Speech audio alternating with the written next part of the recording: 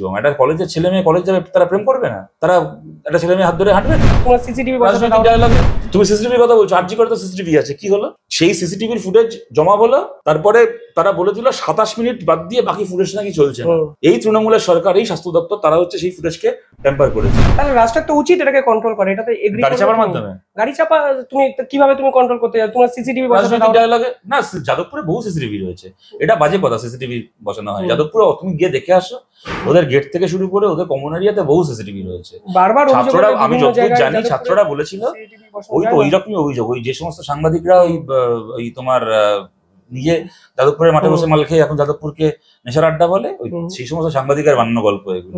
যাদবপুরের common এলাকাগুলোতে বহু CCTV আছে, এবং যাদবপুরের ছাত্ররা তো, আমি যত মনে পড়ছে আমার, সেই কমন এরিয়া কেন, প্রাইভেট অংশ যাদবপুরে থাকতে পারে। ইউনিভার্সিটি একটা ব্যক্তিগত পরিসর কি হতে পারে আমি জানি না। বাড়িতে ব্যক্তিগত পরিসর কেন পারছো? তোমার একটা কথা বলি, হ্যাঁ, তোমাকে আমি একটা উদাহরণ দিচ্ছি। প্রেসিডেন্সিতে তার কোথায় বসতদের কাকে কোনো ঘটনা ঘটেছিল, প্রেসিডেন্সিতে যে ট্যাঙ্ক ফ্যাঙ্ক বলে ওদের কিছু আছে, সেখানে কলেজের একটা ছেলে আর মেয়ে বসে প্রেম করছে, হ্যাঁ, কথা বলছে, সিসিটিভিতে তার ছবি উঠেছে।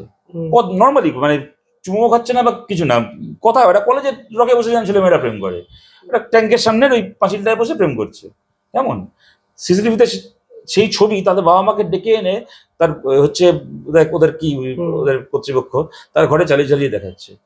আমি বলছি, ইউনিভার্সিটির মধ্যে সিসিটিভিটাকে যদি এই কাজে ব্যবহার করা হয়, তখন তোমাকে এটা বুঝতে হবে, একটা 17, 18, 19 বছরের ছেলে মেয়েদের মধ্যে তখন সার্ভেলেন্সের একটা ভয় বা একটা বিরক্তি তৈরি হয়।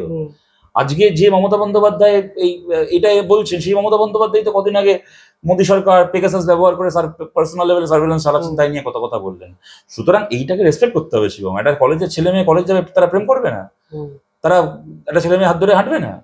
তার জন্য তুমি একটা ছেলে মেয়ে ধরো কলেজের গেটে দাঁড়িয়ে হাত ধরে কথা বলছে, কি আইসক্রিম খাচ্ছে, কি কেউ সিগারেট খাচ্ছে, তুমি তার ছবি তুলে তার বাবা মাকে ডেকে দেখাচ্ছ, তো ছেলে মেয়ে এটা ভাই বলার জন্য বলতে খুব ভালো লাগে, কিন্তু এই সমস্ত, আমি তোমার কার কথাটা শুনে ভালো লাগবে জানি না, কার খারাপ লাগবে জানি না, কিন্তু এইগুলো যদি হয় তাহলে ছেলে মেয়েদের মধ্যে একটা রিজেন্টমেন্ট তৈরি হবেই। হ্যাঁ, এবং যে বাচ্চা ছেলেটাকে হোস্টেলে র্যাগিং করে মেরে ফেলা হলো, তার তো র্যাগিং হয়েছিল যে শোনা যাচ্ছিল হোস্টেলের বাথরুমের মধ্যে, বাথরুমের মধ্যে সিসিটিভি থাকতো না তো। সুতরাং এইগুলোর কথাটা হচ্ছে যে প্রশ্নটা ছিল পার্সোনাল সার্ভেলেন্স, পার্সোনাল লেভেলে সিকিউরিটির জন্য সিসিটিভি, আর তুমি সিসিটিভি শোনাচ্ছ, তুমি সিসিটিভির কথা বলছো, আরজি করে তো সিসিটিভি আছে, কি হলো?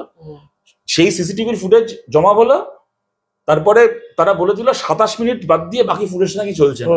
এই তৃণমূলের সরকার, এই স্বাস্থ্য দপ্তর, তারা হচ্ছে সেই ফুটেজকে টেম্পার করেছে, নষ্ট করেছে। এই তো হচ্ছে সিসিটিভির বাস্তব প্রয়োগ।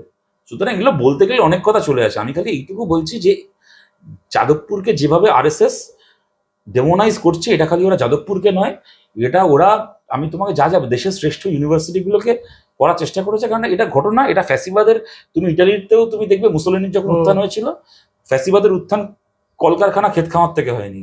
ওরা সবার আগে সবসময় বিশ্ববিদ্যালয়কে টার্গেট করে, এবং সেখান থেকেই ফ্যাসিবাদের উত্থান হয়। কারণ ফ্যাসিজম একটা আইডিওলজি, মাথায় রাখতে হবে। যেমন কমিউনিজম একটা আইডিওলজি, যেমন গান্ধীজম একটা আইডিওলজি, তেমন ফ্যাসিজম একটা আইডিওলজি।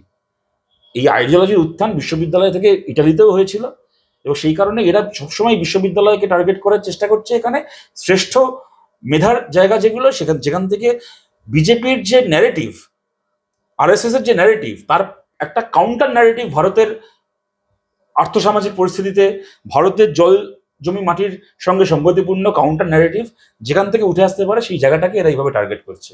এর বাইরে কোনো সম্পর্ক, এছাড়া কোনো সম্পর্ক নেই। এবং দেখো, তৃণমূল মন্ত্রী ব্রাত্য বসুকে আমরা 13 বছর 14 বছর দেখছি, কিন্তু তার আগে যে নাট্যকার ব্রাত্য বসুকে আমরা চিনতাম, যদি নাট্যকার ব্রাত্য বসুকে প্রশ্ন করা হয়, আমার বিশ্বাস তিনিও স্বীকার করবেন যে আরএসএস যে কাজগুলো করছে যাদবপুর বিশ্ববিদ্যালয়কে টার্গেট করে, সেগুলোকে অ্যাকসেপ্ট করা যায় না।